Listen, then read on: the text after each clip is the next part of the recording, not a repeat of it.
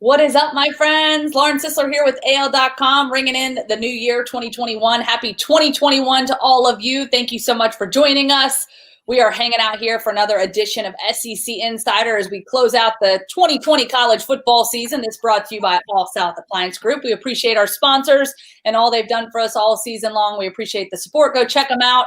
You can check them out on Lakeshore Parkway there here in Birmingham, or all across the state of Alabama, Tennessee, and Florida, or on myallsouth.com. That's my reader for the end, but I figured I'd plug it in the beginning. Tom Green joining me now. How's it going, buddy? Hope you're doing well. Happy New Year to you. How you feeling, buddy? Feeling pretty good.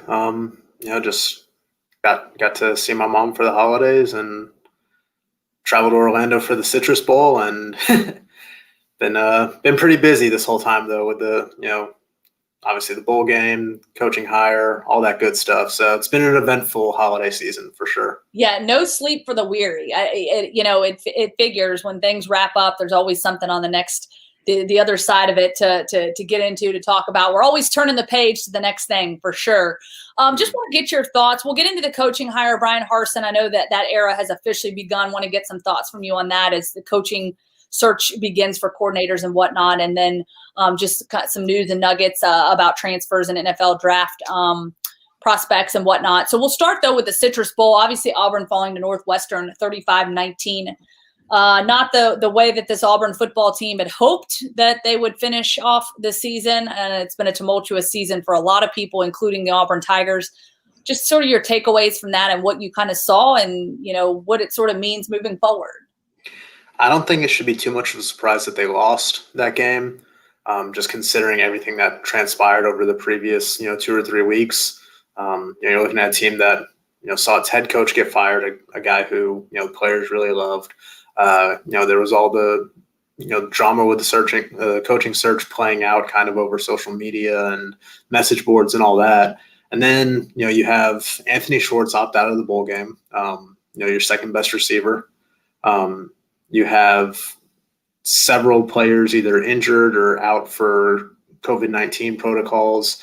Auburn was without, like I said, its second best receiver, its number one running back, probably its best offensive lineman in Brodarius Ham.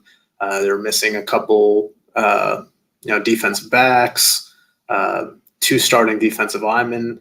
So really, it was almost a skeleton crew for Auburn. It's hard to compete in a bowl game that, you don't have much to gain from it to begin with, but then, you see your roster kind of get depleted a little bit. And, give credit to Kevin Steele. He said they weren't making any excuses for the loss or anything about that. But, you just can't, really blame them for that result, given everything that's happened over the last few weeks.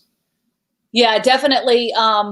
Again, a tumultuous season, but especially here in recent weeks, it's been a tough one. And I know, I've talked about this before, kind of putting an asterisk by this season. When you see that everything they've had to overcome, the players, the coaches, just the protocols, and just being able to keep this season afloat, I imagine for Auburn, there's got to be something to be said about just sort of ready to turn the page, take a deep breath. Okay. Control what we can control and move on. And I think at this point, that's kind of where we're at as we do turn the page to 2021 and the new head football coaching era with Bryan Harsin coming in. He was at the football game. He was at the Citrus Bowl. I know they interviewed him on the broadcast, kind of felt like another introductory press conference in some ways, but just kind of your thoughts on where we're at now with the Bryan Harsin era. I know a lot of questions. Will Kevin Steele come back? It seems that that's been confirmed that he probably won't be coming back. And just your thoughts for what this next few weeks into this next month kind of look like for Auburn as they try to put the pieces in place on the coaching staff. Well, it's certainly going to be a very busy and eventful, next few weeks, especially leading up to, February signing day. You're going to see a lot of movement. Obviously, Bryan Harsin's looking to get his first coaching staff in place. He said during his introductory press conference, he's going to be very deliberate with that. He asked, do you want it done right or do you want it done right now? So I expect him to take his time, kind of evaluate everything, decide whether he wants to bring some of the current staff members back or whether he wants, just a fresh start. I think we're going to see him bring in some guys that are certainly familiar with the SEC in the Southeast, just because that's an area that, he's not had a lot of experience with in his coaching career. He spent almost his entire life in Boise, outside of a few years, obviously a year at Arkansas State, a couple at Texas as an offensive coordinator. So this is kind of new territory for him, but I think he has a pretty good grasp of, what he needs to do. He saw firsthand on Friday in the bowl game, the difference between where Auburn is right now and what he wants it to be in his image as he kind of rebuilds this program. And again, there's just going to be a different offseason altogether because, you have the NCAA one-time transfer rule coming into play. So I think we're going to see a little bit more player movement in terms of transfers coming in and out. So definitely be a busy and eventful few weeks to start off 2021. Yeah, and so that kind of gets me to my next question. Obviously with the opt-outs, guys deciding they're not going to play in the Citrus Bowl, new coach comes in. There's a lot of moving parts that are happening here. One of those that just was reported this morning by Matt Zenitz, Auburn's backup quarterback, Cord Sandberg, entering the transfer portal. He did see a little bit of time when Bo Nix went down there in the Citrus Bowl, that 8-yard pass to Seth Williams. Obviously this being one of many things, any other news and nuggets that you're kind of hearing about that kind of stands out that could, have implications for next year? Well, the other day we saw Anthony Schwartz officially declare for the NFL draft. I don't think that was too much of a surprise, especially after he opted out of the bowl game. I think it's going to be really interesting to see, where he falls kind of in the pecking order of wide receivers in, this draft class. I think his combine is probably going to be appointment viewing when it comes to that 40, just because he's arguably the fastest player in college football.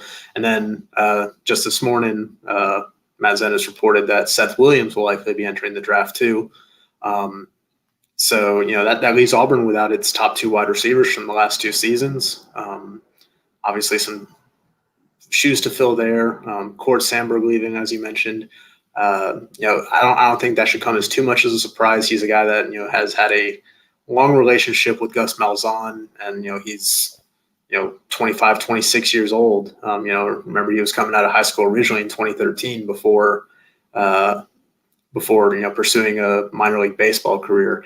I think we'll see some other movement in the coming weeks, like I mentioned before, whether it's some guys transferring out, seeking some new opportunities, especially since they'd be able to play immediately, or some guys coming in, or even a couple more guys possibly declaring for the NFL draft. There's certainly a few guys to keep an eye on in that regard. Whether it's Jamie Sherwood or Roger McCreary, namely, I think are the two most interesting ones for people to be on the lookout for.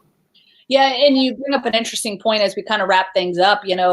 It is a different year, and the fact that guys can transfer, they can transfer anywhere. There's no restrictions. They can go to any school they want to, SEC school. There's no contingency there, and they don't lose a year of eligibility. And really this year, for anyone that wants to come back, even as a fifth year, I mean, we've seen some seniors that could come back for a sixth year. Eli Stove. What'd you say? Eli Stove could easily do that for Auburn if he wanted to, and if they'll have him back. I don't know if that's something that he's interested in, but I mean, certainly the opportunity would be there for kind of a larger role, given that both Flash and Seth Williams are on their way out. So I think that's another name to look out for and see if that's something that, Eli's interested in doing.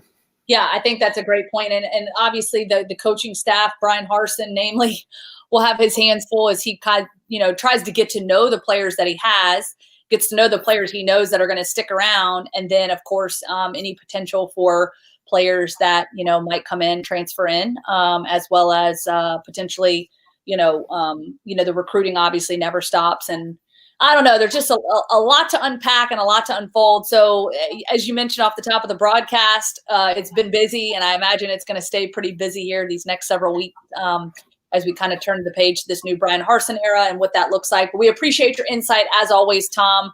Enjoy time at home with your mom, and we just appreciate all that you do, and Happy New Year to you, and Happy New Year to all of you guys, and a big thank you to our sponsor, All South Appliance Group. Been with us all season long. Go check them out in their showrooms across Alabama, Tennessee, and Florida, or myallsouth.com.